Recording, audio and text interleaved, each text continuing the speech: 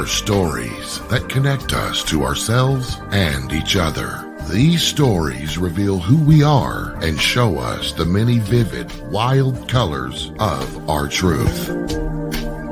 Welcome to Soul Wanderings, where we raise spiritual awareness and foster connections through these shared stories and personal experiences. And now, exclusively on KGRA Radio, I give you your host for Soul Wanderings Radio. Here's AJ.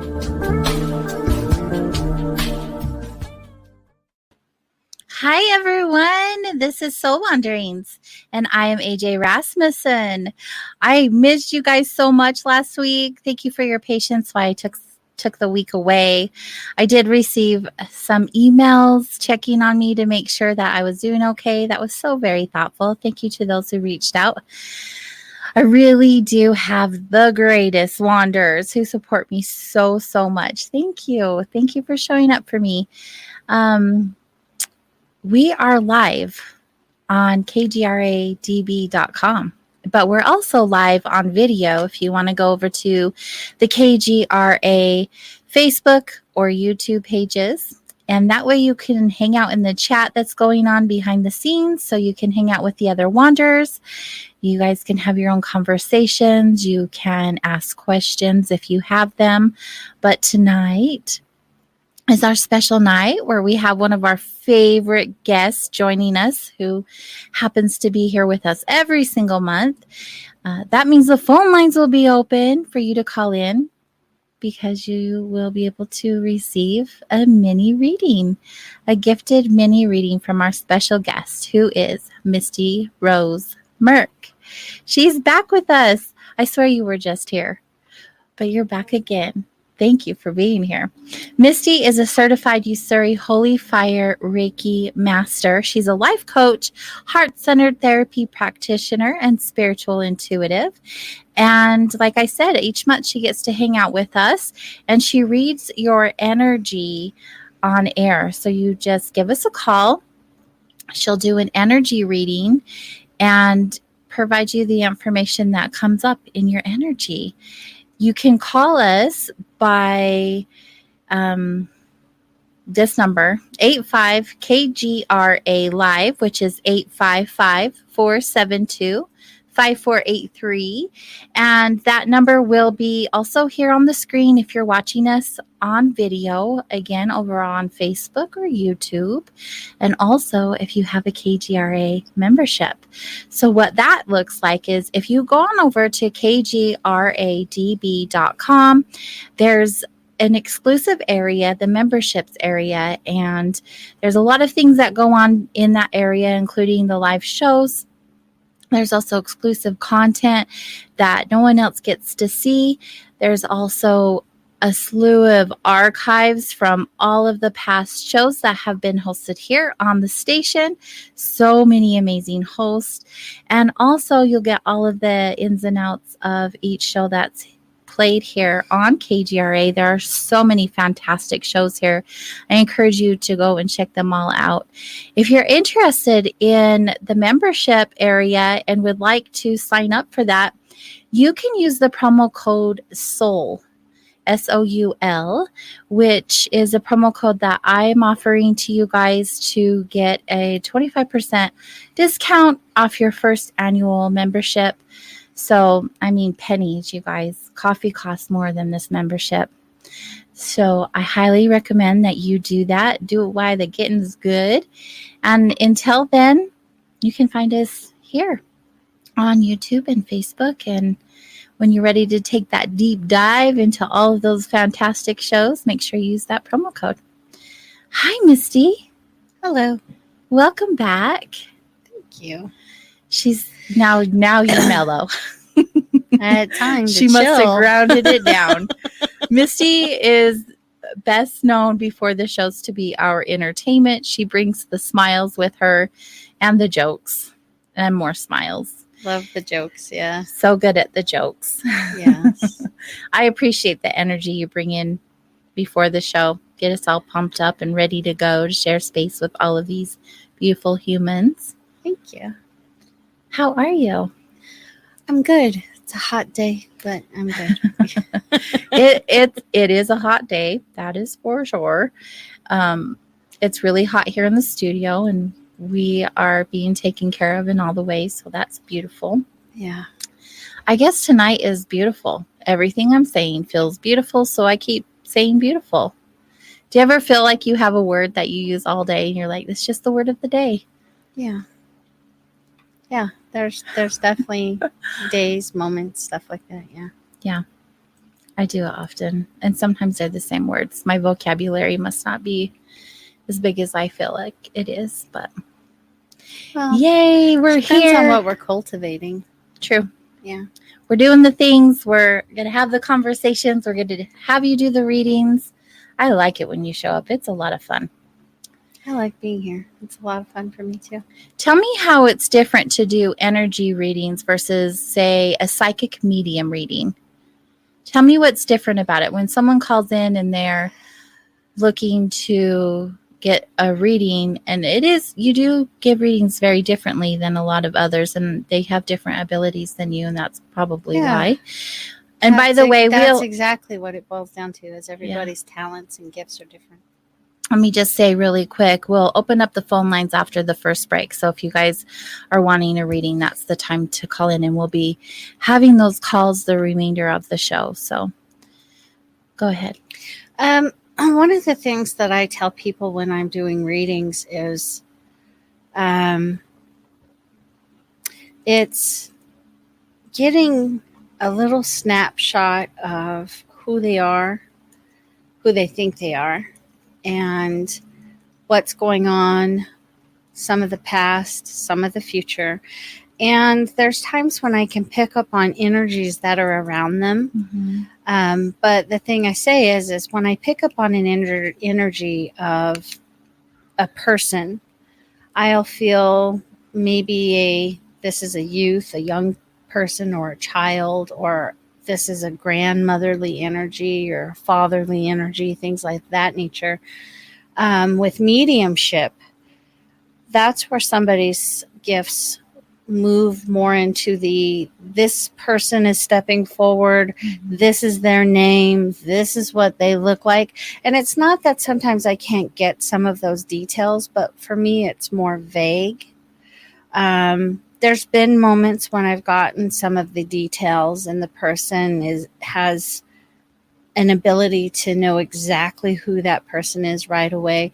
Sometimes after the conversation progresses, they're able to put the conversations together of the different components and stuff of that nature. Mm-hmm. But that's what makes the readings different when anyone goes to see a psychic, a medium, whatever kind of a reader, even tarot reading and things of that nature, is what that person's gifts are, and then how they engage with them, how they get the information. Mm-hmm.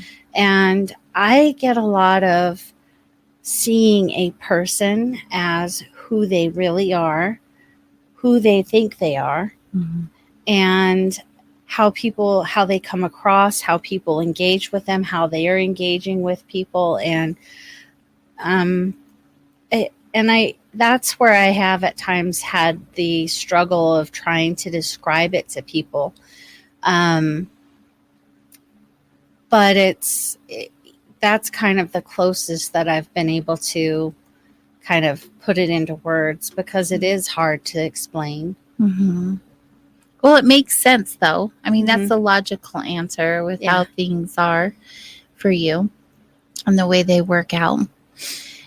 I know that when I've received readings from you, they have been very different than the readings that I typically have gotten in the past. But not that there was anything wrong with those readings, because they were perfect just the way they are, right?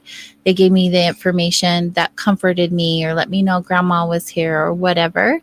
But yours have allowed me deeper knowing into myself, if you will. Yeah. Like I can see things about me and I know things about me. And even knowing that, what you add to that element assists me in a way that just doing my own inner work probably wouldn't show me that as an option or as something that is real for me. So it has a lot of growth opportunities for me when I've received information from you, and in times when especially I need it the most, right? I mean, that always works out that way. Yeah. So good. Another thing that I get is being able to see people's behaviors and the driving forces behind those behaviors, the kinds of choices they make. Maybe there's something they want to create. What's the block to getting there?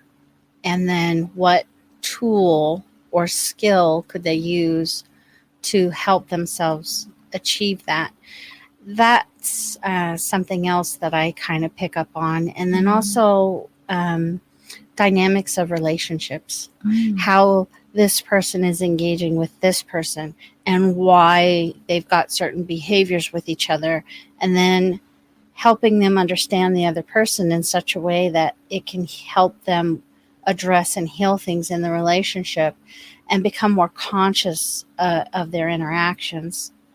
That's something I would say is a big component of something that has shown up that I've really enjoyed, is being able to help people see this thing that they're hurting from isn't the truth.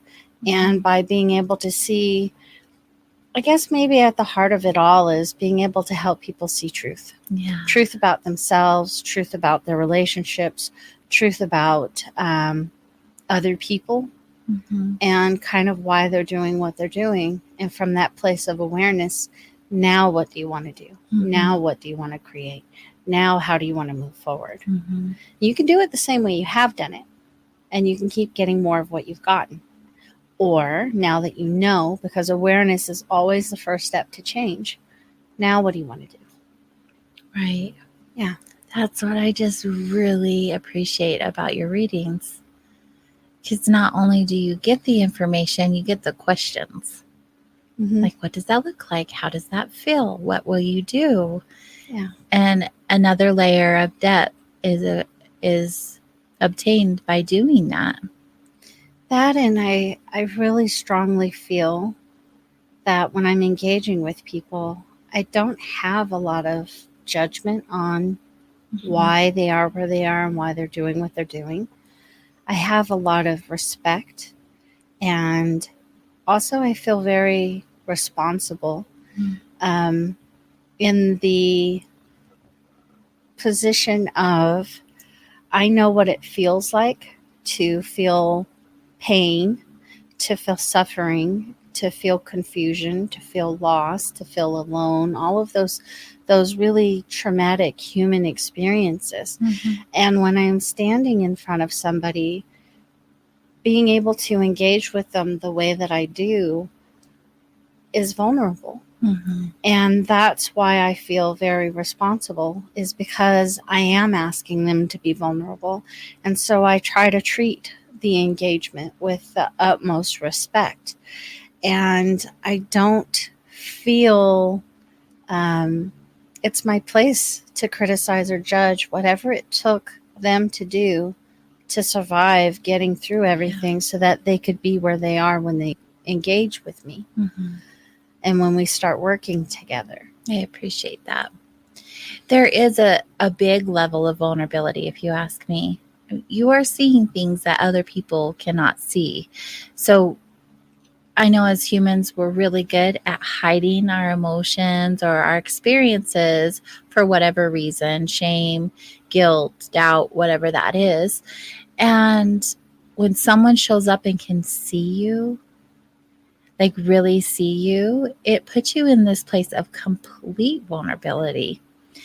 And I know from listening to you offer readings, and even in my own shoes, how sometimes it was so shocking.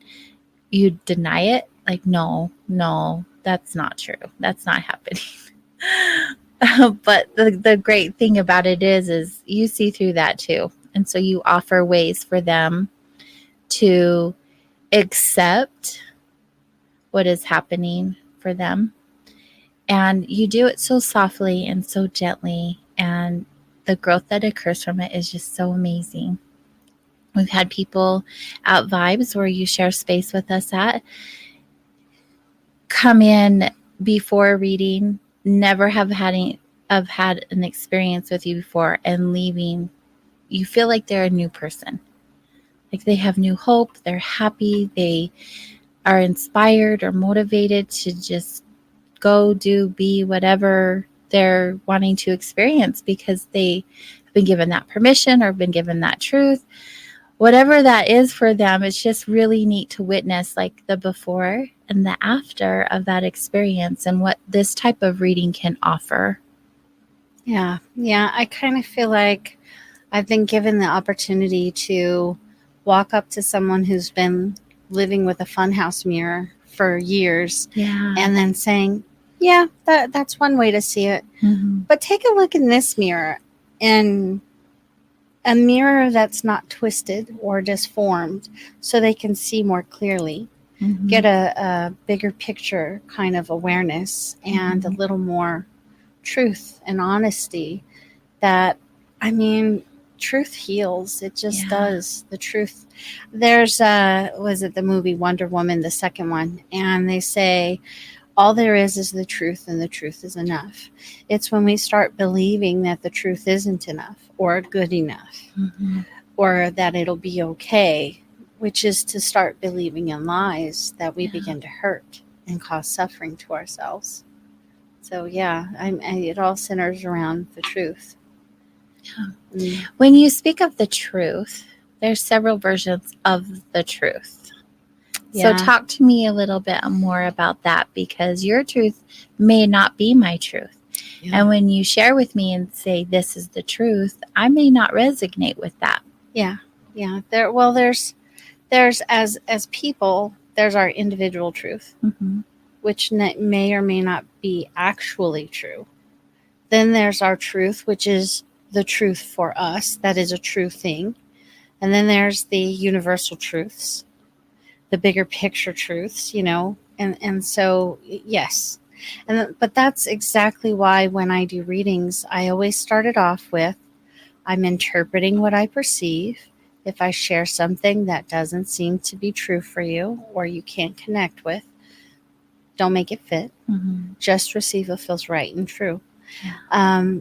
Because going back into that feeling like I have a big responsibility, for me, I don't feel that it's my place to be right or prove or convince. And the reason being is because wherever you are and how you're engaging with things, it's not my place to say you can't be there and you have to be somewhere else. And because I have been in those places of my own pain and suffering and fear and doubt, all I can do is offer and share what I perceive, and make it an offering where they have a choice. And the thing that I've really learned in all of my studies is, we have that fight or flight mind. And when we don't feel like we have a choice, we feel like a caged animal, and that just triggers us. It puts us in fight or flight. But when people feel like they have a choice, they feel free. And in that sense of freedom, they generally choose what's best. Mm-hmm. And don't get me wrong, sometimes when I'm doing readings, because of the nature of what I'm doing and the space that I get in, it's hard to be completely conscientious of the verbiage that I use. So I try to shy away from words like got to, have to, need to, because I want them to feel like it's a choice. But sometimes, just because I am where I am, those words happen because they are a part of my vocabulary. So when I catch it, I'll rephrase and reframe the context of things. However, sometimes it is a part of the conversation. Like if you're figuratively drowning in life and you want change, there sometimes are things that we need to do in order to shift and get out of that place. And it's not optional to do something, avoiding the necessities or the necessary things. So sometimes that does happen.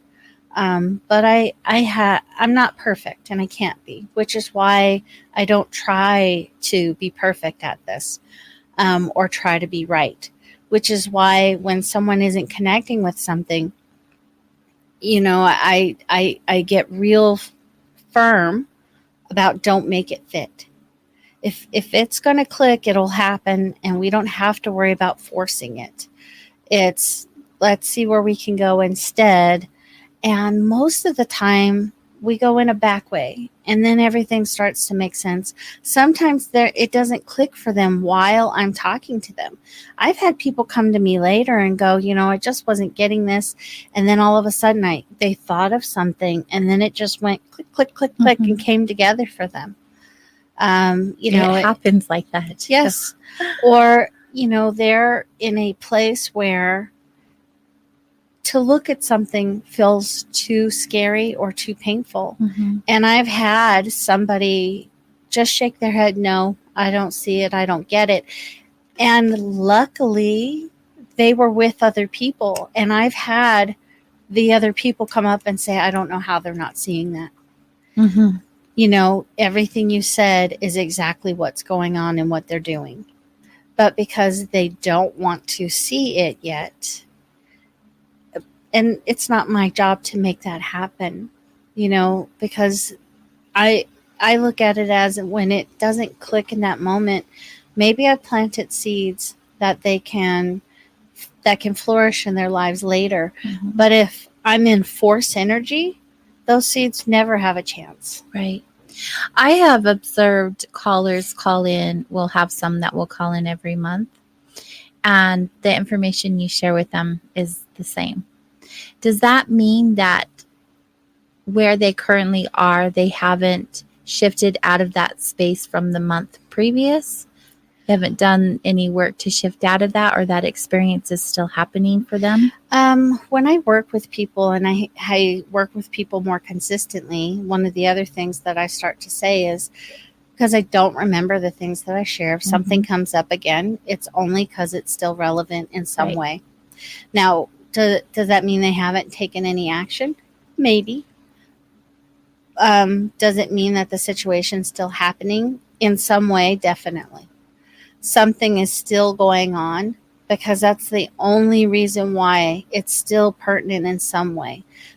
There's still some connection to that thing, and for it to come up repetitively that much, it's because there is a strong tie to it in some way. Yeah. And it's not, when I say I don't remember, I not only do I barely remember, if at all, anything that I share with people, but lots of times I won't even remember the person. It's like I have this vague sense of knowing, but I can't place them. And it's not unless I've engaged with them enough times that I then retain, yes, I know this person, and this is who they are, and this is their identity, their name, what they look like, that kind of stuff.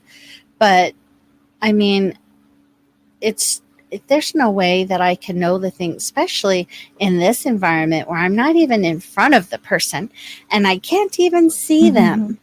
All I get is a voice and a first name and a location and things of that nature. So for any of the content that comes up, that's not me. I'm a conduit. I get to be a part of the shared experience of a conversation, but I'm not the source of that conversation. I really feel it's your soul, it's the universe, it's source, it's angels that are all, and I have a collective they, which is everything that I believe in spiritually, which is a God and a creator and angels and things of that nature. And then there's our soul. Our soul is providing so much information, and we generally aren't listening. And so, we're just so good at getting in our own way, aren't we? Yeah. Yes, we just definitely. Ignoring things. Well, The great thing is we have another hour and a half to accept calls. So if any of this sounds really great to you, which I don't see why it wouldn't, you have the opportunity to call in yourself to receive one of these energy readings with Misty. And the way that you can do that is by calling 85KGRA live, which is 855-472-5483. It's here on the screen if you're joining us through Facebook or YouTube. And if you're listening, make sure you jot that number down because I have a feeling you're going to be calling. And we're going to open up those phone lines just here on the flip side of these breaks. So we'll be right back. Stay close.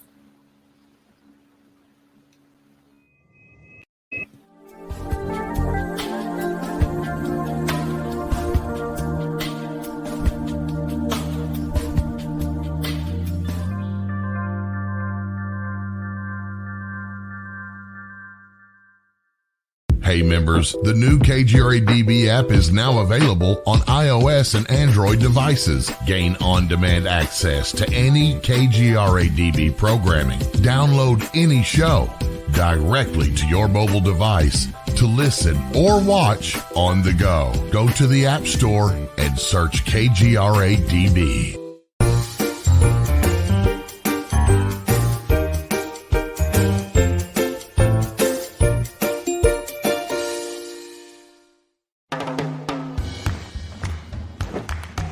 I don't want to talk about it.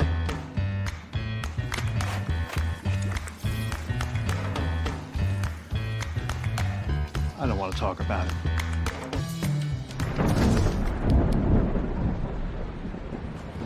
Families don't have to talk about everything, but they should talk about how to plan for an emergency. Get tips and resources to make your family's emergency plan. Welcome to the new KGRA digital broadcasting website, thekgradb.com.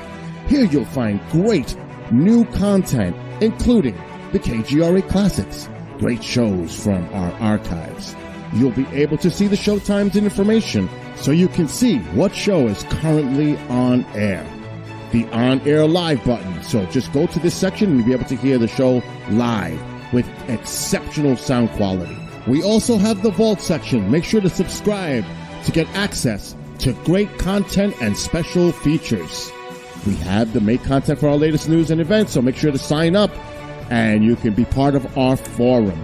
So make sure to check out the new KGRA digital broadcasting website, thekgradb.com. We look forward to seeing you there, and we hope that you enjoy the new website.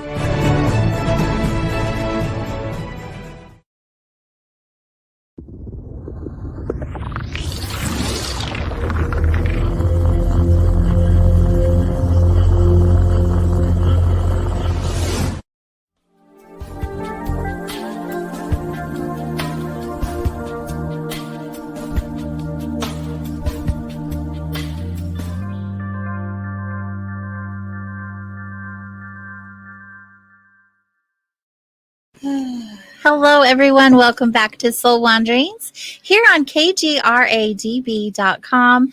Tonight, we are hanging out with our special guest who joins us each and every month to offer you energy readings. That's Misty Rose Merck. And she receives her information spiritually, intuitively, and the information is received as thoughts, feelings, emotions, pictures, images, and angels. Welcome back to all of you.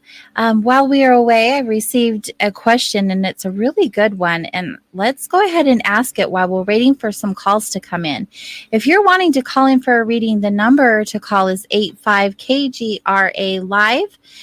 So that is 855-472-5483. And in the meantime, the question that came up is from Charles in the chat. He's also a huge supporter of the station. He asks, Misty, can you give us a quick roadmap for how you got to where you are now? And are there any favorite books that you might recommend? So I had my second child and I started having health issues. And the doctors didn't have any assistance or help for me because my lab work was all normal, in spite of the symptoms I was having, which was hypothyroid, and it took 17 years for that to get diagnosed. So what that meant is I started going to the health food store and started investigating natural healing, and then stumbled upon this thing called energy work. Mhm. And from there, I started going to classes, reading books. Some of my favorite books is Carol K. Truman's Feelings Buried Alive Never Die. Fantastic. Louise Hay, You Can Heal Your Life. Eckhart Tolle, A New Earth. Any of his books, though, right? Yeah. so I've good. listened to The Power of Now. I haven't actually read it. I've listened to Neil Donald Walsh, and he's powerful. I've bought his books. I just haven't gotten to them yet. Another powerful book is, well, What about the one you? Okay, so I had a thing last week.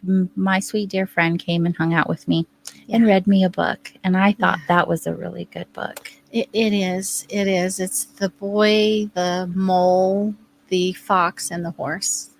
And it's like a children's book, but Mhm. it's for adults With too. big truths. Big truths. Mhm. And it's by a gentleman in the UK, and has this beautiful simplistic art and just profound truths. And that's for me is I've listened to speakers who don't have a book. Mhm. I've listened to children. I was at an event. It was a 3-day event. There were the speaker, and then there were, attendees, and there was this teenage boy, and he said, "We fight to be right because we're afraid if we're wrong, what that means for us and the people we love." Incredible, Right? out of the mouth of babes. Yes. It's so true, though. If we stopped and listened to children or young adults more often, the Yeah. information that we would receive, the knowledge that we would gain would be just surreal. Yeah. They know so much. Yeah. Well, thank you for sharing all of those, and I hope that helped answer that question or those questions for you, Charles. We're going to open the phone lines like we said, so let's welcome Stephanie from Utah as our first caller. Hi, ladies. Hi, Stephanie. Welcome to the show. Thank you for calling in. Yes, thank you. So, Misty generally ask if you would like a general reading, like an overall reading of your energy, or if you have a topic you were interested in. Okay. Yeah, let's just go with general. Okay. Hi, Stephanie. How are you? Hi, Misty. I'm good. How are you? I'm good. So, do me a favor and just close your eyes and take a deep breath, because your thoughts are moving so fast that got to get your energy to slow down. Okay. So, do you know that you're an empath? Yes. Okay. Do you know that you have claircognizance? Yes. So the other thing that I feel like you have is clairaudience and clairvoyance. Yes. Do you know what those are as well? Yes, I do. You're actually kind of what I would say a jack of all trades. You don't have one predominant gift, although I am going to say claircognizance is kind of in the forefront. But your other gifts are also very kind of strong, and they kind of form, they help you create a big picture, and you receive messages. Does this make sense? Absolutely. Now, are you very familiar with clairsentience, the touch? Yes. Because I feel like you can touch things and feel the energy of it and engage with who's been in a room and touching things. Does that make sense? Yes, it does. Now, I'm going to say on one level, you're very informed, but on another level, you're not very aware of some things that are happening with your gifts. Does this make sense? Because you get into overwhelm emotionally and get emotionally drained, and feels like you lean more towards anxiety than depression. Does that make sense? Yes, it does. And the reason being is because as much as your brain knows about empaths, you're not incorporating what you know into your self-care and how you're engaging in the world. Does that make sense?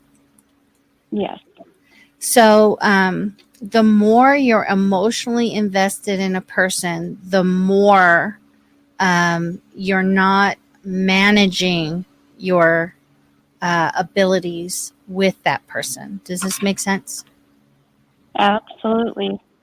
And so I'm going to sit and say it feels like you have fatigue and pain that have no logical source. Does this make sense? A little bit, yeah. That's because of your gifts, the way they're affecting you. It's you absorb almost the same way. Think of the way your skin absorbs water. You're taking on energy that doesn't belong to you and storing it in your body. And when it's overwhelmed, you're tired and in pain. Yes, absolutely. So in essence, what I'm going to say is your self-care is at the bare minimum. And that's why you're able to, you function pretty well, but you're still really unnecessarily affected. And bump up your self-care, becoming very mindful of what is you and what is yours and what isn't. Get more firm on your boundaries so that you can become more clear about this is my energy and this isn't. And that's going to start removing the overwhelm and the emotional drain that's causing you to be fatigued and causing some hidden pain. Does that make sense? Okay. Yeah, absolutely. 100%. The other thing is, it feels like there's aspects of your gifts that are intimidating you, and that's why you're putting yourself in that compromise, because then that you have less ability to act on your gifts. Does this make sense? Mm-hmm. Sure does. So it's further educating yourself so that you can start releasing the fear associated with your gifts and abilities, so that you stop putting yourself in that cyclic chronic burnout. Okay. Was that helpful? Yes, very much so. Yes. It all fits perfect with what I do. Okay. Stephanie, do you mind if I share what it is? Yeah, go ahead. So I just know this is who it is because she's in the chat room, but Stephanie is a reader here locally. So Okay. all of the gifts that you picked up on are all of the ones that she uses in her reading. She does online and local gatherings and assists WASP Paranormal with their investigations. I would sit and say there's a lot more you want to be doing, and you're like trying to problem solve. It really, with you, Yeah. you have a very playful soul. It's fear. Fear is what's causing you to get caught in that kind of burnout. And when you can address that, which is to bring playfulness into whatever it is, the subject matter that is feeling over intimidating in some way, is to bring that element of play into things, and that's going to help alleviate fear for you. Does that make sense? Okay. Yeah. Yeah, it does. And I do. Like you got a really lot want of to be emotion. doing things more, like leveling up and expanding on what you've done already. Mm-hmm. And that's the kind of stumbling block. It really, with you, it really revolves around being afraid of something in front of you. Right. That makes sense. So many of us do that to ourselves too. Well, I We mean, know all our do, yeah. abilities and our gifts, but we stand in a place of fear because what if, right? Yeah, I would say there is a heavy weight on you about what other people's opinions are. Oh, yeah. That is so true. Yeah. Well, and in the position that you are in where you're actually working with the public and giving them these messages, that would be something that would occur for sure. Yeah. Well, the thing that I've had to learn is to disassociate, meaning stop making it about me so that it can be about them. Yeah. And when I do that, then I have less resistance. People are generally way more receptive and open in receiving. It's when I get caught in my head about, how they receive and just allow them to receive on their terms. Because I feel like your ability to help people is at one level and it feels plateaued when your capacity and what you're capable of this is a fraction. Yeah. And it's like there's a yearning in your heart to do more, like you're here for more. But in addition to the fears, there's a lack of vision. Like you haven't given yourself permission to think what that bigger picture can look like. Ooh, Stop it's time waiting write for it to some land stuff in your lap. down. Yeah. Yeah. What a great place to be, though, Stephanie. Right. I know. My readings have gone completely just crazy, and the sky's the limit. And I'm actually in the process of trying to quit my full-time job to do this full-time. And Yeah. so And you can definitely do that because you are very clean in your interactions with people so that your information is more accurate. Does that make sense? I love that. Yeah. So good. Thank you so much. Thank you for listening and joining us tonight, Stephanie. It's so good to have you. Yes, thanks it was so crazy. I'm just going through Facebook and I saw you were on. I thought, gosh, this is perfect timing. So Wonderful. It was so good. Well, thank you. And we hope to cross paths with you soon. For sure. Thank you both. And thank you, Misty, for your time and energy. Oh, you're welcome. Thank you. I love that. Like, I haven't met her in person, but I've gone on her live when she's done readings. And it's really neat to watch her interact with the people who were there in her chat listening and see what she does, what she offers to others. And then, bam, now she got to receive. That's so cool. Yeah. We have another caller on the line, repeat caller. Let's welcome our next caller, Ronald from Minnesota. Hi, Ronald.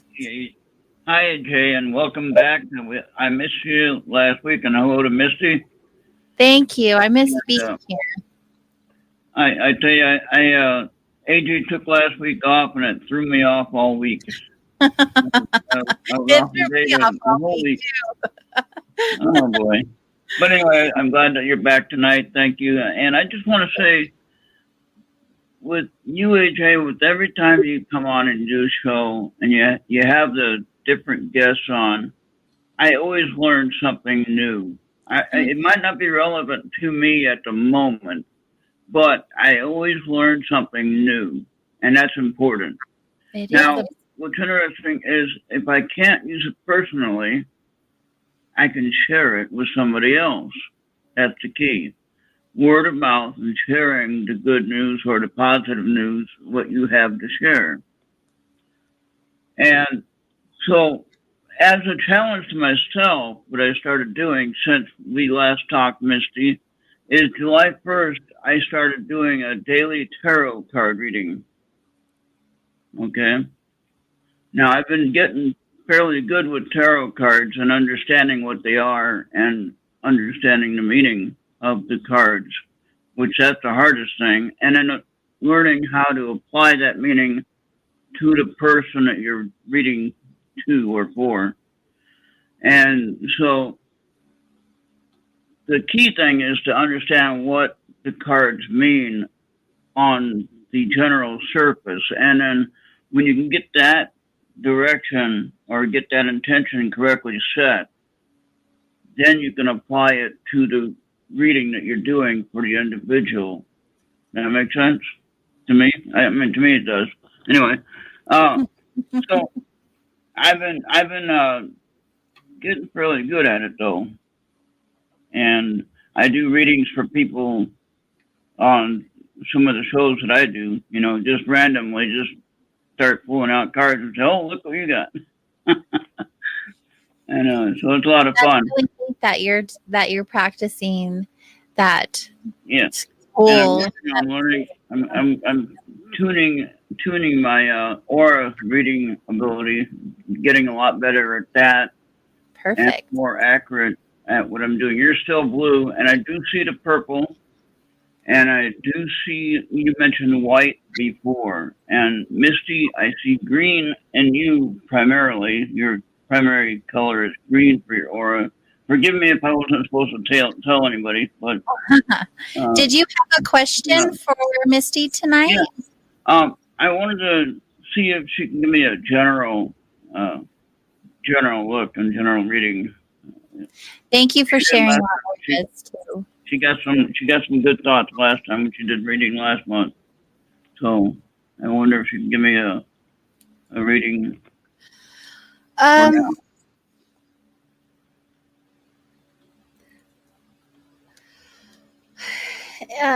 Let's see. I think we talked about you opening your gifts last time. Is that accurate? Opening a what? Opening up your gifts more and engaging with them more. And that's what I'm working on. Yes. So it's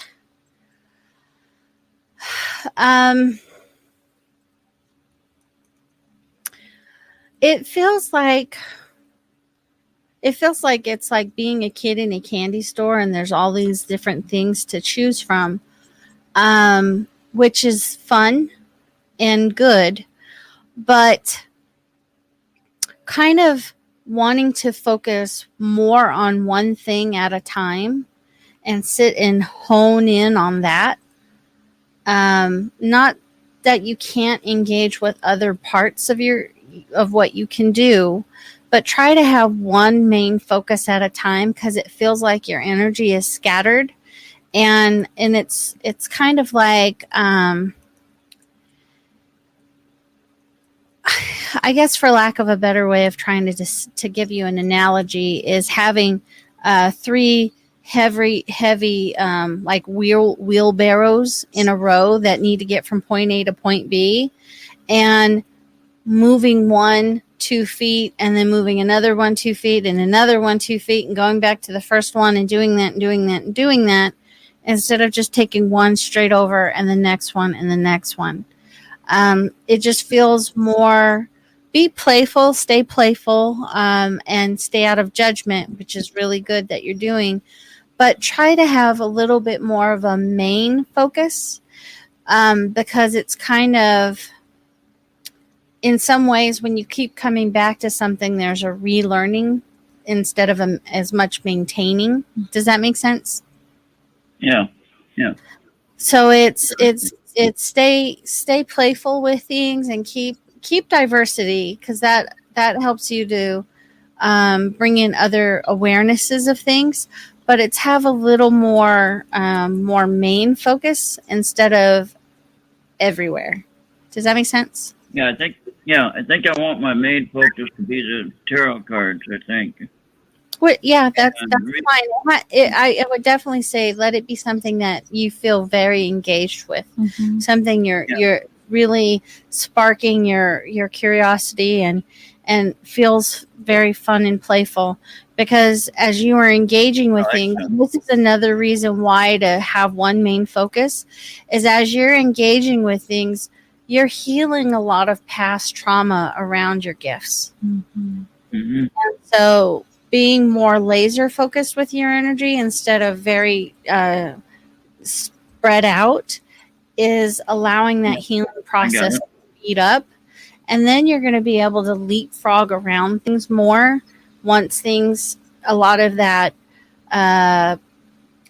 past awareness of how you once viewed yourself heals, so that you feel more confident and comfortable with being in the truth of where you are now. Does that make sense? I like that. Yeah. Okay. Very good. I like that. That's so good. Great advice. Well, thank you very much again for both of you. Every Thanks, time Ronald. every time that you're here, Misty, it's a wonderful show, and always right on. And AJ, it doesn't matter who you have on, you always have a good guest. I don't know how you do it. I'm blessed. They find their way here when they have a message to share, and we all get the rewards. Yeah, and when you didn't have a good guest, you still had emails from the listeners that wanted to ask questions, and you took the time to read the emails a couple of weeks ago. When you did that, Yeah, I enjoyed that. Thank you. So glad. Thank you again for great shows, and of course, I'll be a listener for life. I'll be here. Thanks, Ronald. We appreciate you. Yeah, I expect to see you every month. All right, thank you. Thank you, Ron. He is so supportive. Yeah. He's supportive of all of the shows on the station. It's pretty cool. We have so many. In fact, first of all, let me just share that the phone lines are open if you're interested in calling in for an energy reading with Misty. 855-472-5483. The lines are open. You can be in next. But while that's happening, I have to give a shout out to all of our listeners. So we have people on Facebook, on YouTube, in our chat room on kgradb.com. So many people that come and share space with us every single week. And I was just about to name them all off, but I know I'll miss someone and I don't want to hurt anyone's feelings.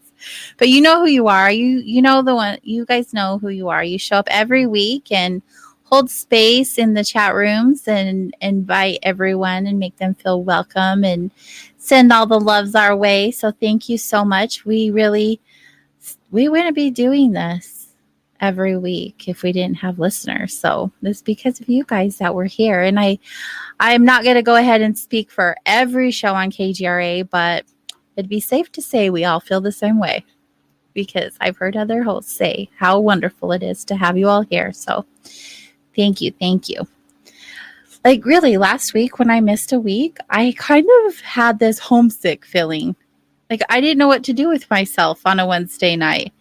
I knew what I needed to do for myself, but I didn't want to. I wanted to be doing soul wanderings because it's a thing. It's so enjoyable and it's such a big part of my life. And you guys, I'm almost at 5 years of doing this show.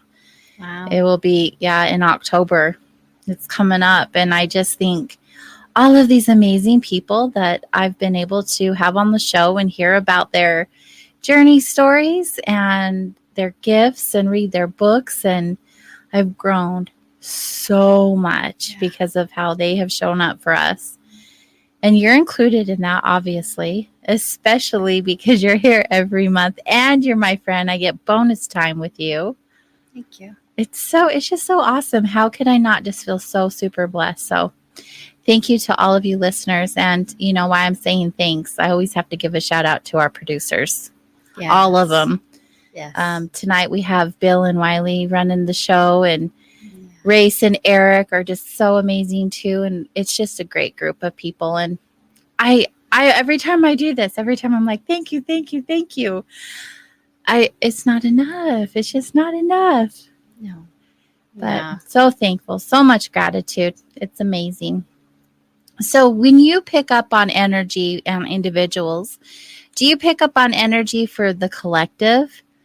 Like what's going on in the world? What type of energies are in our faces right now? When I'm engaging with an individual or just in general, like do you choose to do that?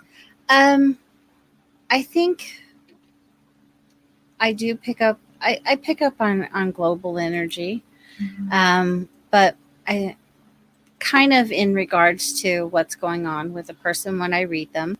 but also more so, I think, because of myself. And we have intuition. Every human being has intuition. Mm-hmm. My gifts, I guess, give me a little heightened awareness of it, and maybe a greater ability to connect with and understand that. Mm-hmm.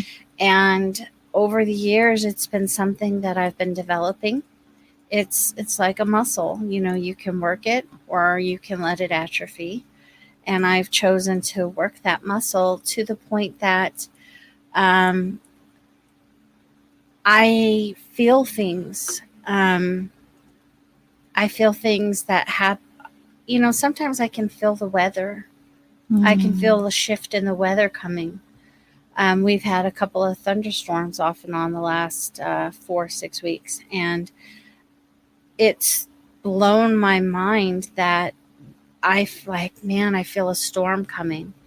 And it's not like people who have arthritis. You don't feel it in your body? No, I don't feel it I feel it way. in my body. I feel it. Well, I do, but I feel it in that place where I get that knowing. Mm-hmm. And then it's happened. But yeah, I feel energetic shifts globally. I can feel shifts in the environment, and I feel something's coming. And then experiences that happen, on a bigger scale than just for me as a person. Mm-hmm. So yeah, I felt the energy of what I felt coming into this year and change. So yes, kind of in a very complex answer, I suppose. But Yeah, yes. no, it's a great answer, and it's your truth. Yeah. Well, my husband, he went to an event and came home. He went to a sweat lodge, and someone had given him something, and he made me close my eyes and open my hand and put it in there. And he goes, "Tell me what you feel." And sometimes I don't like questions like that because I feel like I'm put on the spot. And what if I get it wrong? Right. But it's just my husband. So it's like, well, I feel the ocean. He goes, "What else?" And I'm like, so I really started to listen. And I was like, I feel like a stormy sea and rolling thunder rolling in. And he goes, "Is there anything else?" And I'm like, no, that's pretty much what I'm getting. Mm-hmm. Well, what he had was a piece of cedar wood from a tree that was in Florida on the beach that had been struck by lightning. And I was like, well, that was cool after he explained to me.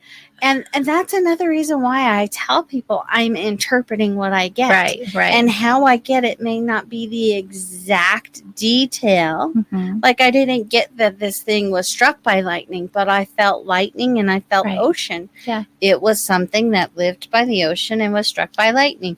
So, it's... The words were just mixed around. Yeah. It's really neat. And the interpretation really is up to. Yeah, definitely. Well, we're going to take our top of the hour break, but the phone lines are going to remain open. So if you are interested in receiving an energy reading from our guest, Misty Rose Merck, 855-472-5483. That's 85 KGRA Live. That's the number you'll want to call. Go ahead and get in line, because when we get back, we're going to keep those phone lines open and start taking those calls. We'll be right back, everyone.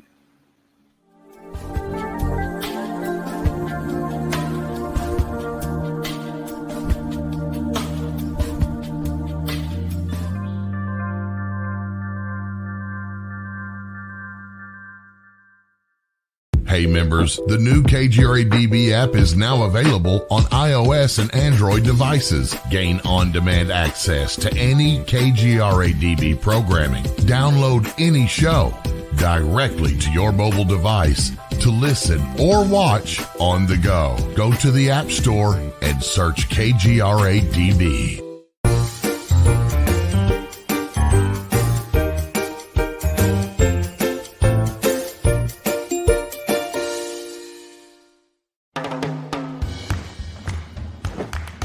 I don't want to talk about it.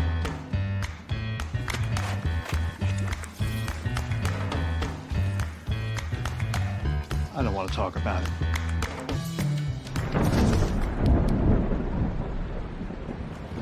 Families don't have to talk about everything, but they should talk about how to plan for an emergency. Get tips and resources to make your family's emergency plan. Welcome to the new KGRA digital broadcasting website, thekgradb.com. Here you'll find great new content, including the KGRA Classics, great shows from our archives. You'll be able to see the show times and information so you can see what show is currently on air. The on-air live button. So just go to this section and you'll be able to hear the show live with exceptional sound quality. We also have the Vault section. Make sure to subscribe to get access to great content and special features. We have the make content for our latest news and events, so make sure to sign up and you can be part of our forum. So make sure to check out the new KGRA digital broadcasting website, thekgradb.com. We look forward to seeing you there, and we hope that you enjoy the new website.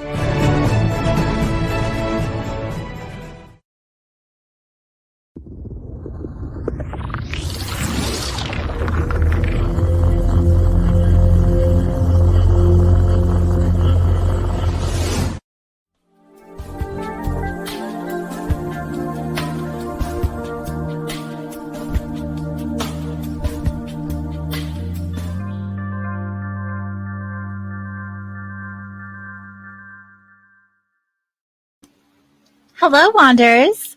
You're listening to Soul Wanderings here on KGRA Digital Broadcasting, Salt Lake City, Utah, and Hudson Valley, New York.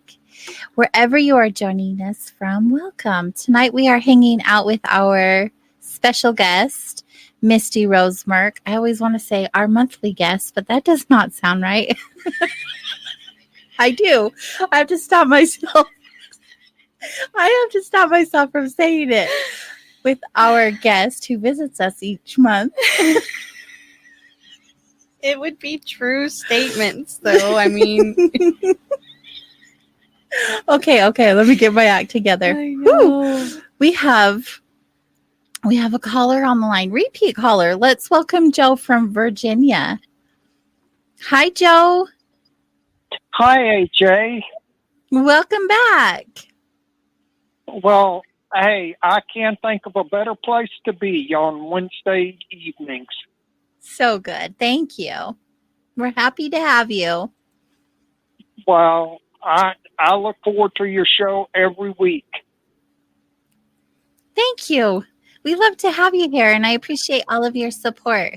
Do you have a question for Misty today, or would you like a general reading? Well, yes, I do have a specific question. Hi, Joe. How are you? Hi, Misty. It's good to hear you again. Thank you. So what is your question, sir? Well, it just came into my mind a while ago, and I'm wondering what my gifts are, or if I have any gifts at all. Oh, my friend, every human being has some gifts. Nobody is born without any gifts whatsoever. So you feel like acts of service, like you'd like doing things for people, and a gift giver. Is that accurate? Yes. Okay, so those are gifts. The acts of service too is a gift, and giving gifts is a gift. Now, as far as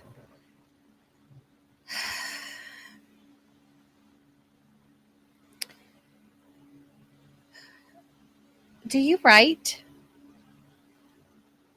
Do I write? Yes. Have you ever spent time writing? I've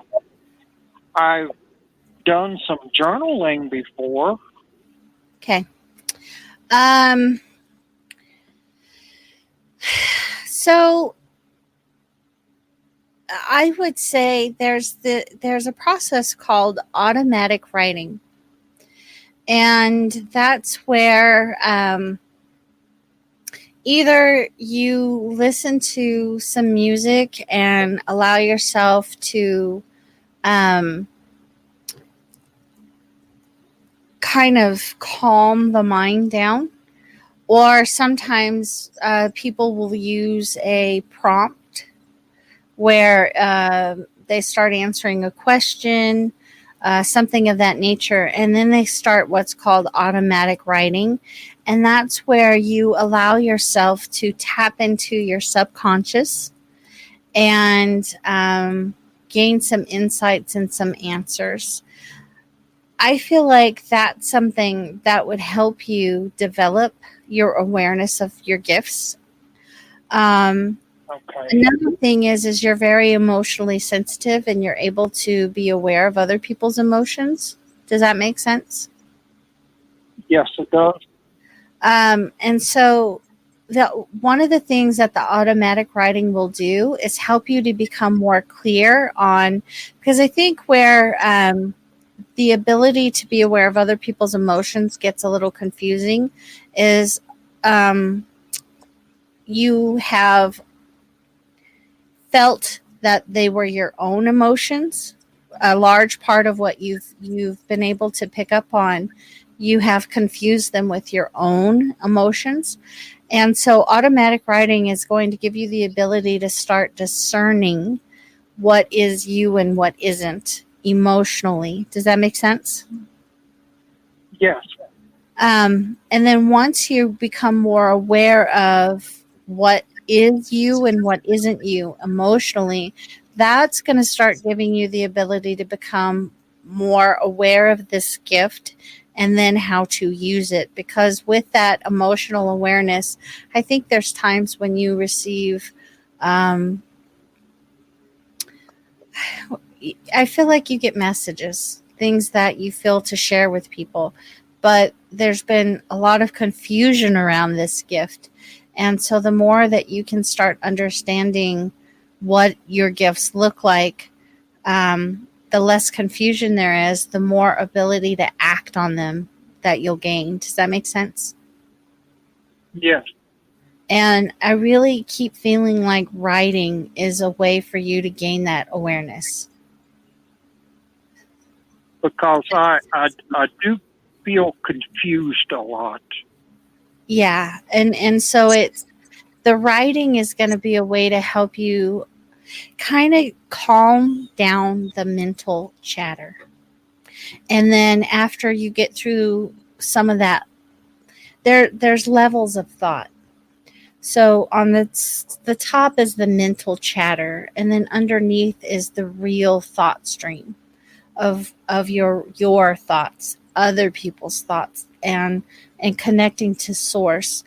And so it's getting you past that level of chatter, and you've got a big chatterbox going on here in your mind. And so the writing is a way to get it out of your head and then start clearing space.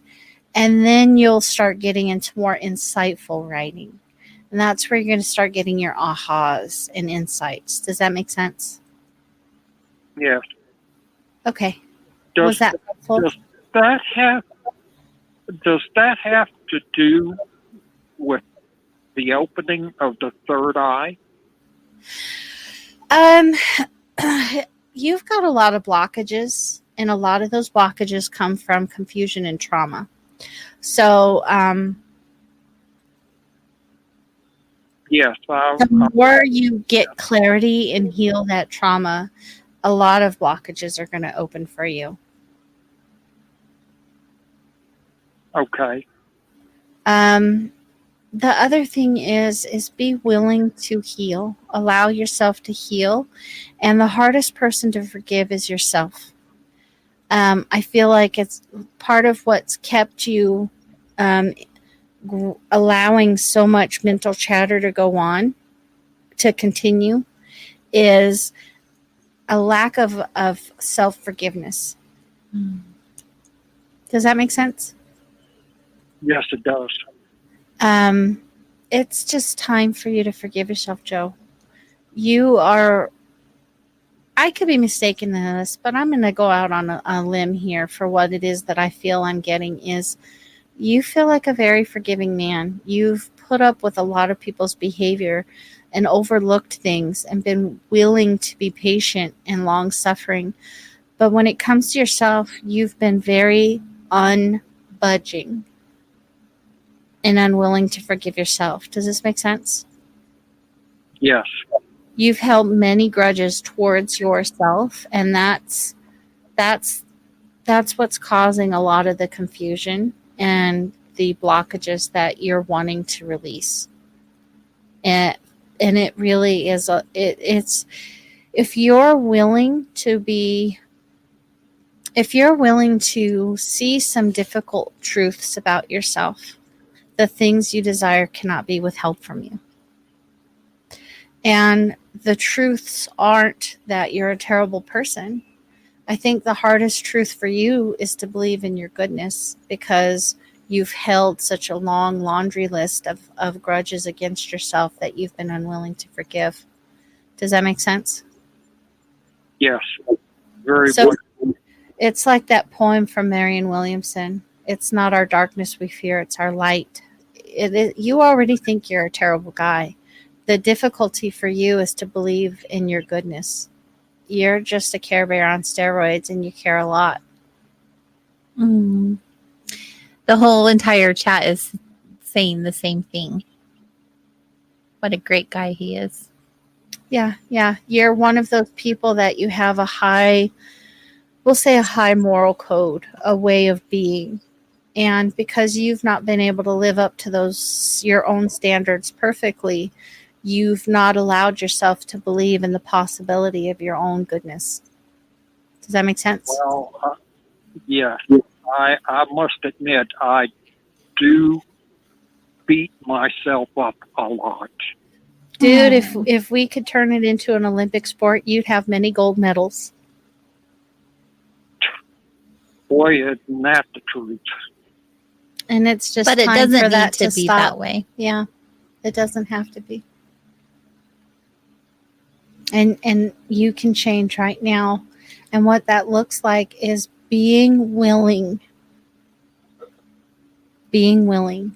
to believe in the possibility of your goodness. Mm-hmm. You don't even have to completely believe in your goodness right now. Right now, it's simply being willing to believe in the possibility. And then with that willingness, committing to seeing it. And what that looks like is every time you pay someone a compliment, inside validating, that is an example of my goodness. And every time you give an act of service, you validate, that is how I am expressing my goodness. And every time you're being long-suffering with somebody, this is my desire to express my goodness. Does this make sense? Yes. You see, all of our lives, we're playing this game of this equals that. And we're doing it unconsciously, and our focus is on the negative. This means this, like, I've been in 9 car accidents. So a car tailgating me, I start tensing up because, my brain is going, that means we're going to get into an accident. Well, no, it doesn't. I mean, I've driven how many years, how many miles as a passenger, as a driver, and 9 times there's been an accident. How many hundreds of thousands of times there hasn't been one? So I have more evidence validating the safety of being in a car than not. But our brain hyper-focuses on the negative. So now you're just teaching your brain how to use a tool it's already using in a positive way, on purpose instead of unconsciously. Wow. So you're going to start giving yourself the evidence and the meaning instead of letting your automatic pilot run the show. Does this make sense? Yes, because I kind of forget myself. Yeah, everybody does. But you're ready for more. Joe, give yourself a big hug right now. It took for you to show up and be vulnerable to receive that type of message. Yes. You're ready to heal. Yes. Or that message wouldn't have been presented to you. Definitely. How awesome is that? Yeah. That is fantastic. It really is. And so are you. And Misty, thank you for opening my eyes. And thank you, AJ, for the praise that you just gave me. It's well deserved. You're a good guy, and we're very thankful for you. Thank you for calling in and spending time with us. Well, thank you for taking my call. Always. Always, always. You have a wonderful night, okay? Thank you, and the same to both of you. Thank you. Such a good guy. You can feel his heart is so big. And that's what blows me away is how the ones that I know of anyway have the biggest hearts are the ones that are the hardest on themselves. Isn't that true? Yeah. Yeah. Phone lines are open if you are interested in receiving an energy reading with our guest, Misty Rose Merck. The number to call is 85-KGRA Live, which is 855-472-5483. If you desire a reading, we have spots open for you to receive. So give us a call. I think everyone's out on summer adventures this month. Yeah. Wouldn't you agree? Yeah. Yeah. I'm going to be taking my kids out to go do things starting tomorrow. So, yeah. Oh, good. You figured out some summer plans. Yeah, and then we have people coming to visit. So the next couple weeks are going to be very busy. That's really good, though. This has to be the most, I want to say boring, but I'm not going to say it, but you know what I mean. It's the most quiet summer I've had in a really long time. Yeah, we'll say slow and quiet. It definitely is. And I'm sure it's just the calm before some big things. At least that's what I feel for me. I have some really awesome people in my life right now, and I'm feeling completely loved and supported, and big changes are going to be happening. I feel them. I don't know what they are, but it's really neat when you can tap into that and know. Yeah. Yeah, well, I mean, there's big shifts coming. Not just for me. Yeah. It's for everybody. Yeah. And depending on our willingness to engage, that's really, the analogy I keep forgetting is we can engage. The energy is going to happen whether we want it to or not. Yeah. And we can engage with it like a wave in the ocean. We can ride the wave and be carried by it, or we can be tumbled by it. And it can be a hell of a trip, or it can be a hell of a trip. It just depends on what it is that we want and what we want to do and how we want to go about creating our experience. It's true. We always have a choice. Yes, definitely. We always have a choice. Because we're waiting for callers, and normally that's not the case. We're usually at call after call after call. Let's just have some organic conversation in the meantime. So, now I forgot what I was going to say. My experience is, I'm finding that energy that I used to be comfortable with, people, places, things, are no longer comfortable. And I'm having some really challenging conversations and being very vulnerable in my desires in life. And it's left me feeling very raw and open, but also excited for possibilities of the future at the same time. It's such a strange place to be in. And I know I'm not the only one feeling these types of emotions because, like you said, the collective is feeling that we're getting rid of old energy and welcoming in this new energy. Mm-hmm. A lot of healing is taking place for so many people, letting go of old thoughts and beliefs and patterns of behavior that no longer serve us, and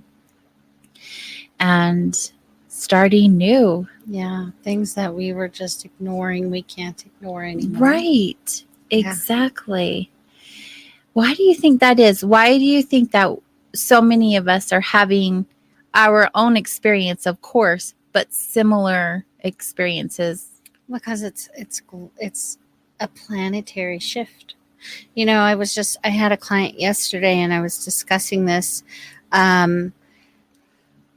We could sit and say a couple decades ago. I mean, throughout history, there's been energetic shifts that have happened, and they were really slow and occasional.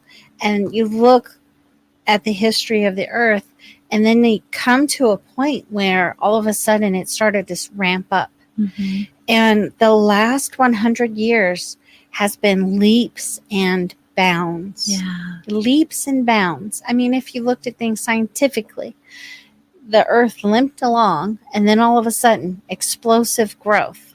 Technically, if you want to look at it that way, medically, however you want to look at things. But we've had these huge explosive growth over the last 100 years, and it's been ramping up. And I know that growing up, I would say it was every couple of years. Mm-hmm. And then it got to a point where you could feel it yearly. And now it's to a point where it's not just monthly, but it's multiple times a month. My client was like, yeah, weekly. But for those who are sensitive and aware, you can feel it. Yes. And it's happening globally, not to just shift the earth, but to help each of us shift as well, Mm-hmm. because we're all connected and a part of it. And to resist it is to be in suffering, a suffering state, which is what we're seeing in the world. And we're seeing a very the middle, you're getting the very polarizations, and the middle is disappearing, because we're getting crystal clear on what isn't working and what is, Mm-hmm. what we want to let go of and what we want to go after, what we don't want anymore and what we do want. And individually, it has to happen. I think of your body. It has to happen on the cellular level, meaning the individual cells, for the whole host, Mm-hmm. right? Well, isn't the earth a host, and we're the individual cells, all life in here? And so that's kind of how it's happening in my mind. No, it makes complete sense, because I know I'm not the only one going through things like Mm-hmm. this. And I've been coasting for so long. I've been so blessed. I haven't had anything horrible, haven't had anything like crazy awesome. I've just been in such a good place.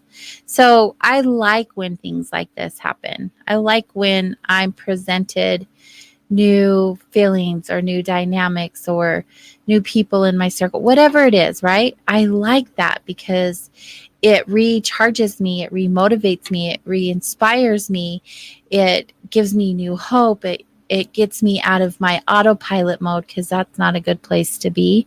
Keeps me on my toes. I'm so grateful when that happens. Yeah. It's so good. We do have a caller on hold, so we're going to bring him in. Let's welcome Bobby from Louisiana to the show. Hey, AJ. Hey, Misty. Hi, Bobby, my friend. How are you? I've been doing good. The last time you read my energy, you mentioned something about being with others all the time, but every time I be with others all the time, I might lose a part of my energy. I mean, it's like it never ends at all. So I was wondering about how much is my energy may have improved, or probably might still be the same. Do you think you might give me a reading on that? Yes. Well, awareness, that's helped, because it's something you're becoming aware of now. And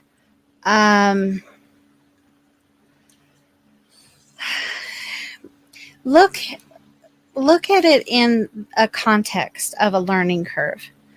When you first become aware of something, what begins to happen is after something happens, you go, oh, that's right. And then as you become more and more conscious of it, you'll start to become aware of it while it's happening. And then as you grow in even more consciousness, you'll start catching it at the beginning, right before things start. And then you can become proactive in creating a different scenario. And it feels like right now you're still at that beginning stage where you're becoming aware of what's happening towards the end, when you becoming aware that you're feeling drained. Does this make sense? Okay. So it's progression. You're wanting to look at things in the context of progression and just become as conscious as possible of how you're feeling. That is really a great gauge or thermostat for your experiences, because what it's doing is it's going to show you when you're leaking your energy, or rather giving it away and taking on other people's stuff. Does that make sense? Okay.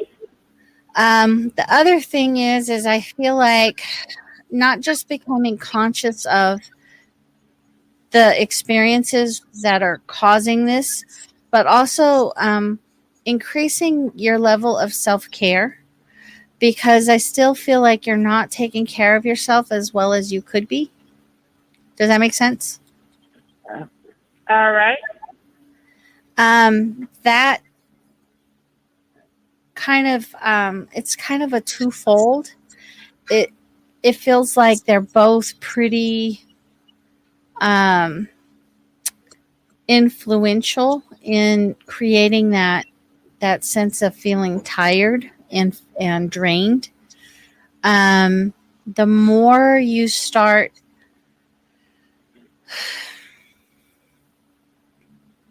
do you have people who just come up to you, or maybe people coming up to you and telling you what's going on, like all of their problems and what's bothering them? Does that make sense? Yeah. Definitely. Part of what that is there's initially, when people start talking about something, there's a component of them being able to feel better. When we move while we're listening to someone talk about a problem, when we are feeling in a good place, what we're helping them do is air it out. But when they keep going on and on and on, or they talk about it for a lengthy period of time, and we start to feel tired, it went from them airing out so that they could gain perspective and get some relief, to their dumping it at our feet. Does this make sense? I see where you're coming from. And so it's be mindful of where we move from support to taking it on. Does that make sense? Yes. And that's one of the ways where it's something called energy vampirism, where someone is taking our energy, but it's not without our permission, because we're putting ourselves in that dynamic. So what happens is they're releasing, and then we absorb it, and then they take, because everything's in exchange, then they are taking our energy, the good feeling energy. Does that make sense? Yes. So you're a very want to help people kind of person. You're very nurturing. It's being mindful. There's a difference between support and taking other people's stuff so they can feel better. Does that make sense? Okay, yeah, spot on. And so it's just start kind of paying attention when you're allowing somebody to share what's burdening them. Pay attention to how you're feeling. When you stop feeling like everything's okay and you start feeling burdened, that's a sign that you're taking it on instead of helping them. And that's actually what I feel is the biggest strain on you right now. Does that make sense? Yes. Okay. Was that helpful for you? Yes, that is very, very great. And always a great guest, great show, great producing. Thank you so much, Bobby. We appreciate the support. Take care of yourself. Yes, have a good night. I relate to that message so much. You knew it too. That's the old me. Yeah. And sometimes I still dip my toe in that water. Yeah. Yeah, for that sure. That comes from getting your value from being valuable by helping other people. Yeah. Yeah. Ooh. Yeah, I felt all of that. I felt all of that so much. I had a mentor, and the way she described it is people are bringing you their box of rats. Yeah. And leaving them at your house. Yeah, thanks. Mm-hmm. Yeah.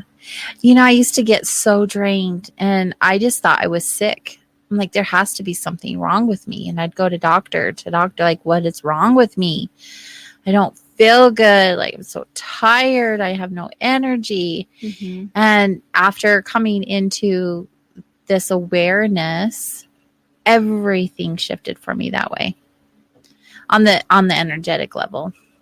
Yeah, for sure. Yeah. I mean, everything's energy. Yeah, it sure is.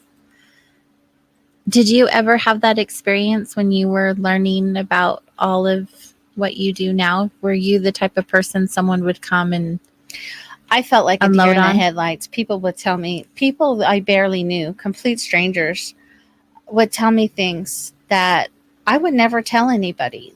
I wouldn't, not a coworker that we both barely started work and you don't know each other. And then they're telling you, I was like so confused and it felt so awkward. And I would just be thinking, I don't want to know this. I wouldn't be telling a stranger this stuff. Yeah. And, not knowing, our gifts and what we're here to do, our soul knows. Mm-hmm. And it'll try to accomplish it in our ignorance, which usually leads to all kinds of dysfunction. Right.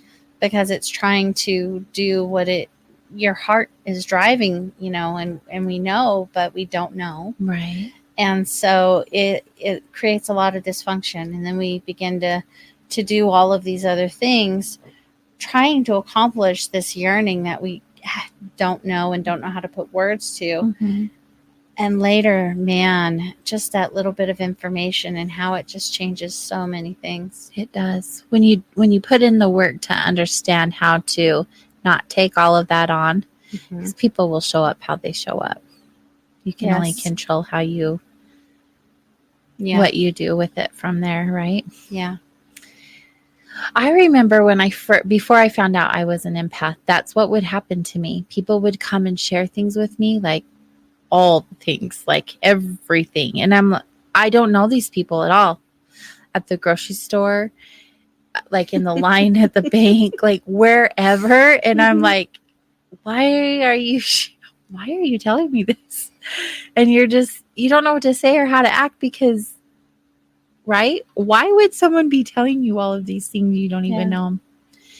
And I would carry it because sometimes it was really heavy. And it wasn't until I knew what I knew. But then I realized, like, a lot of people who do that are empathic. They have the ability to just really receive all of that information. And if they don't know what to do with all of it, then that's when they're left with that, that heaviness and those aches and pains and all the things. Yeah. It really is something. So, because we have time, let's get some good advice from you. If someone is feeling that way, like maybe we talk about empaths a lot here, especially when you're here, because when people call in, you're able to share with them, did you know that you were an empath? And for those who have heard that or think that they may be, there's just so many ways you can go about it. So what are a handful of ways, or just a few ways, if someone feels like they're an empath? First, how would they know? And second, what do they do with that information? Where do they go from there? Well, one is, if you're in situations or experiences and what's happening doesn't make sense for how you're feeling or thoughts you're thinking, or say you're feeling really tired, but your experiences doesn't make sense why you're that tired for what you were doing. Those are all signs that you're an empath, because there's energy and emotions and things. If you're feeling emotionally overwhelmed when you're around a lot of people, or if you have a lot of experiences where you go to places and for some unknown reason, meaning your mind doesn't have a reason for it, but you can't be there. You have an empathic ability to pick up on the energy of a space, and you become uncomfortable there and you don't know why. Touching things. Like at times you feel like you can't bring yourself to touch things because it makes you feel uncomfortable.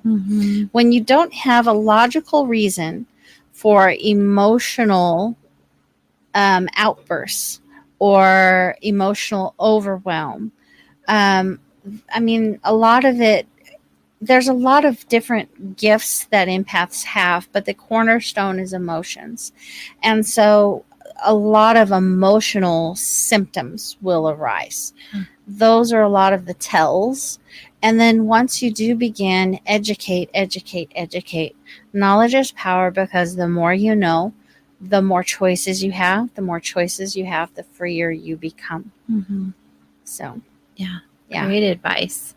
And there are umpteen hundreds of thousands of books on being an empath. And it's finding what clicks and resonates. And there's a reason why there's so many resources, because there's so many variations on types of personalities and kinds of people. And so one thing is not going to fit.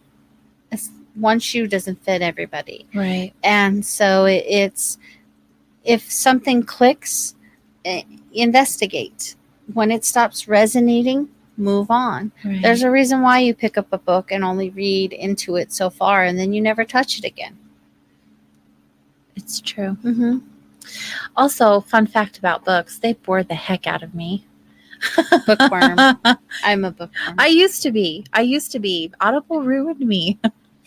I listen to audiobooks. I do. But it's just cannot replace holding a book. And it's partly tactile, because I do read digital books, and they're great, but I just love a paper book. And I used to be very abhorrent of marking books, but now I write in everything that matters to me. I have pencils, especially a red one, that I underline things, and I bought one of those highlighting pens that had the little flags, and I'd flag a page and highlight stuff, and I'm like the book Feelings Buried Alive Never Die. Oh, my book of that is marked up to death. Exactly. Yeah. And so I'm a bookworm. I couldn't imagine I used to be that way. Now the books I read are ones that guests will send in that they wrote for me to read, and I'll read those because it was a gift and I receive it and I love it. But going out and getting books, it has to be really cool, and then I'll just flip through it and save it because it's pretty. And I've got bookshelves that they don't look pretty because they're so overfull of books. Really? So they look pretty to me because it's like stuffed. Yeah. Yeah. And I agree with your feelings towards real books and electronic books, because there is nothing like a real book. There's no doubt about that. Mm-hmm. No doubt about that. And bookmarks. I love bookmarks. Do you really? Mm-hmm. I'll have to remember that. I used to make a lot of bookmarks in my crafty days. You know, I never really made them, but I've got bookmarks all over my bedroom, in drawers and all kinds of places, because I love a good bookmark. And don't get me wrong, if I need to, I've used paper and all kinds of stuff as a bookmark. Hold the corners. But I love having a great bookmark. It just makes reading like magical. I like the pens with the Post-it, Mm-hmm. and the, like you brought up. Yeah. But you know me, I'm an office supply junkie. It's one of my guilty pleasures. Yeah. I know Pens, that's really weird. markers. Pens, markers, anything I can Sharpie doodle with. Markers with all the variant colors. So Yes. where they get me is when they come out with the seasonal colors They just that came I have out. to have. They just came out with a new one. Oh, then I have to go to Walmart and get my fix. I'll have to send you a picture Because of I what have it a is. Ziploc bag and I've segregated them into pinks and purples and reds and yellows and greens and blues. Really? And then I color with them. Yeah. Oh, yeah. Mm, They're yes. so much fun. You and I have so many similarities. It's so good. Yes. It's so good. Yes. We still have time for one more caller. If anyone's interested in calling in, the phone lines are open. The number to call in is 85KGRA Live, which is 855-472-5483. And in the meantime, we're just hanging out. And you know, all the past shows that I've had you on, I always, if there's no callers, here's topics. But I haven't gone back into those, because this one I was like, oh, we'll have callers. We always have callers. Funny how that works. Yeah. Okay, I'm just randomly thinking of a question. Spirituality. Almost every time someone's on my show, I ask them some kind of spiritual question, because we're on this spiritual journey. And the basis of the show is, you know, our human experiences in this spiritual journey, and what does that look like for each one of us.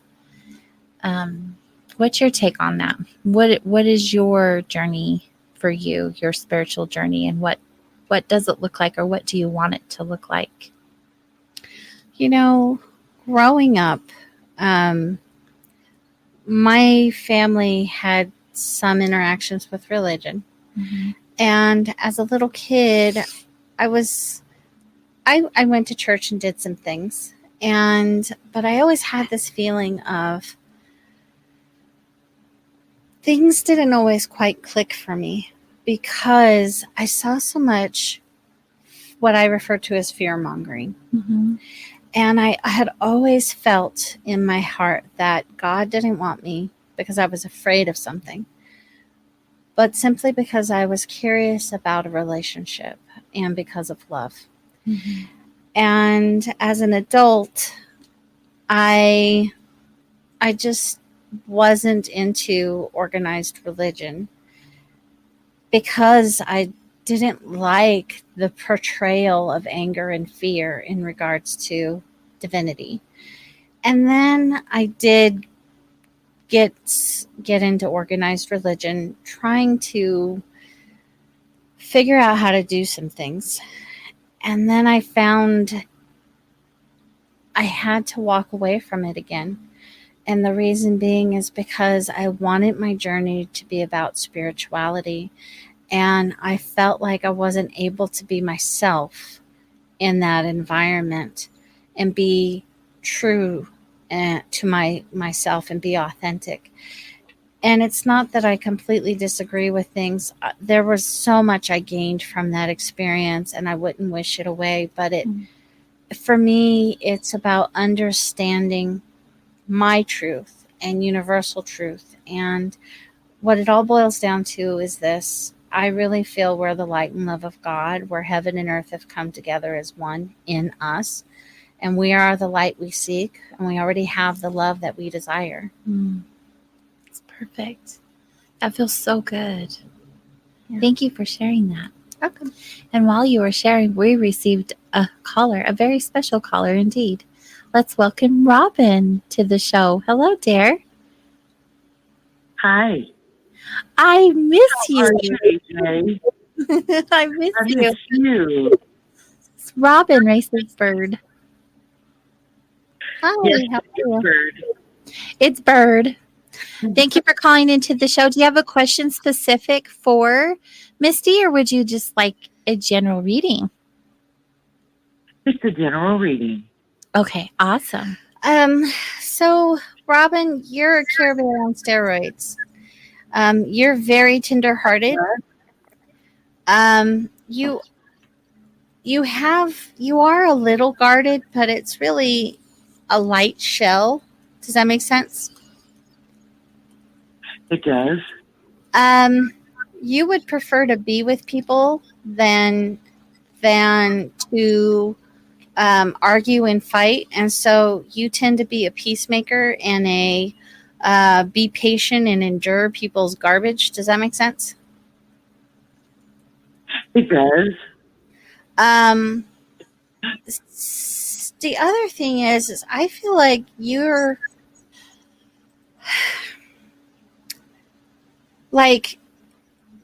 a talker, but you're not overly talkative. It's like you know when to talk and when not to talk, and people don't understand just how insightful you are. Like, you are very in tune and intuitive about what's going on with people. Does that make sense? Yes, it does. The other thing is you've got a really powerful BS detector. Like, you can tell when people are lying. And but you're very, very generous in not calling people out very often. Does that make sense? It sure does. And the other thing is you're very hopeful. You'd rather have a good time, but you're very hardworking. Does that make sense? Yes, I am. I feel like you're having to be very patient with somebody right now who's going through a lot. Does that make sense? It does.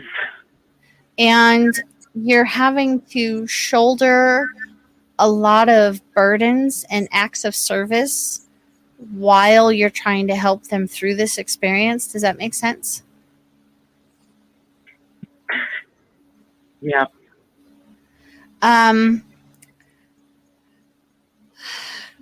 In some ways, I feel like this person isn't quite being honest with themselves, and they're kind of causing themselves some unnecessary suffering. Does that make sense?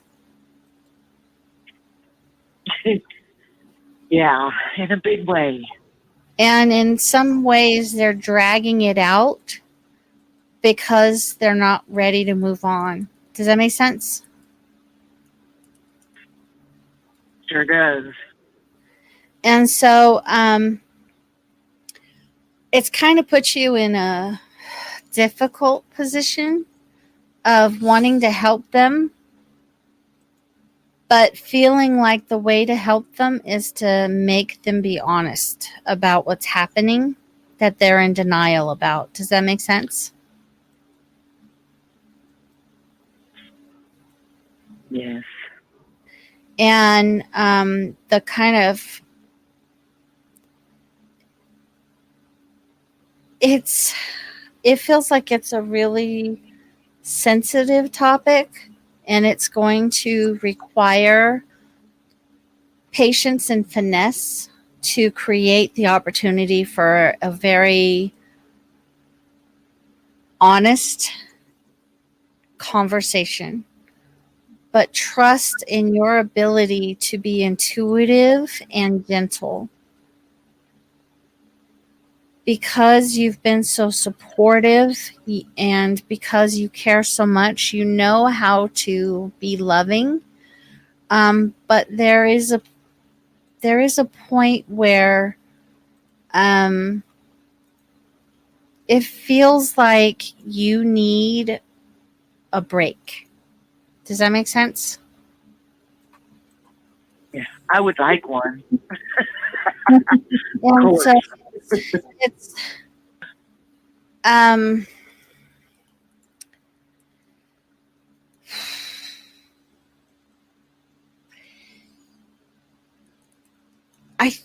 what it feels like is, I think it's time for you to be honest about what you need and start communicating it, not from a place of overwhelmed and attack, because that's not who you are. It's just something that does happen on occasion when you've reached your limit.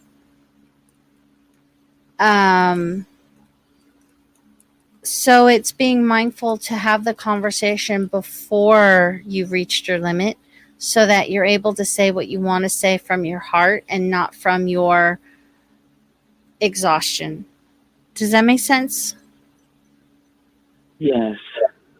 So kind of what's happened is you've had little outbursts because you're just tired and overwhelmed. And that's not the time to have that kind of conversation on those topics. It's take a step back when you've reached overwhelm, and when you're able to get into a calmer place where you feel better, that's when you have the conversation. Does that make sense? It does. And understanding that right now, because you're wanting so much to help the other person, you've not been meeting your own needs. And that's really the source of your overwhelm, is because you stopped taking care of you.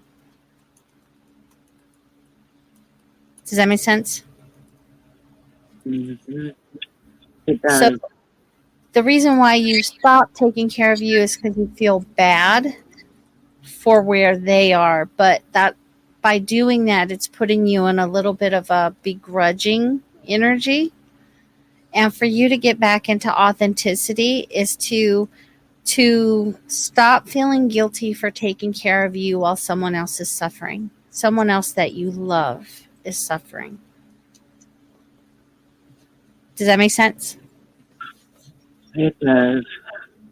And recognizing that taking care of you while someone you care about is suffering isn't selfish. It's restorative so that you can be there for the person you care about. And they can be there for themselves. Yes, they can be there for themselves. To feel like they can't is believing a lie.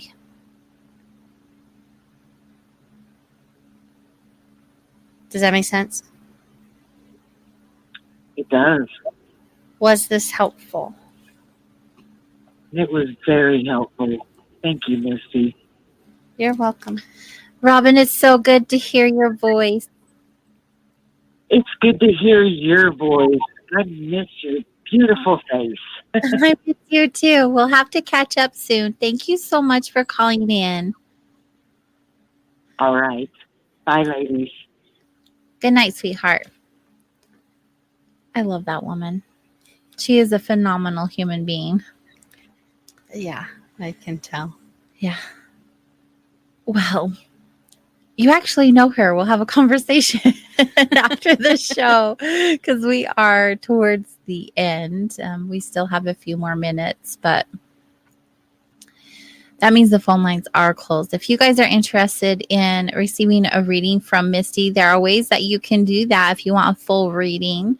We'll have Misty share that information here in a moment. And she's also here on the show once a month. So stay close to my Facebook page and my Instagram page, which is at Soul Wanderings. And you'll be able to see when she is joining us once again, and all of our other amazing guests that we'll have here on the show. And Misty, how can they get in touch with you for a reading or energy healing?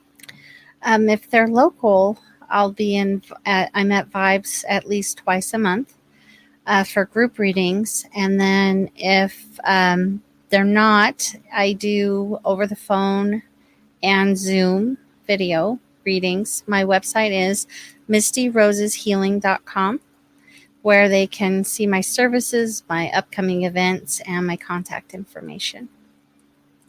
Perfect. And you're so easy to get in touch with, too. So don't be afraid. Reach out, because she gets back to everybody. She's ready and willing to assist all who are ready and willing to assist themselves. Such a beautiful place to be when you're ready for that. Yes. Magic happens. Yeah. All I feel the like it's magic. I love helping people, and this is one of the ways that I'm able to do that. And you do such a great job. Thank you so much for being here with us once again. Yeah. So blessed by you, my sweet friend. Thank you. And to all of you who are local in the Ogden, Utah area, like Misty said, you can find her at Vibes. And to know more about that schedule and information thereof, visit vibesnow, VIBEZNOW.com. And until next week, I hope you guys all have an amazing week and be good to one another, and especially be good to yourselves. There's not enough of that going on. I think we got the message tonight. Yeah. Most definitely. Thanks everyone for being here, and take care of yourselves. We'll see you next time.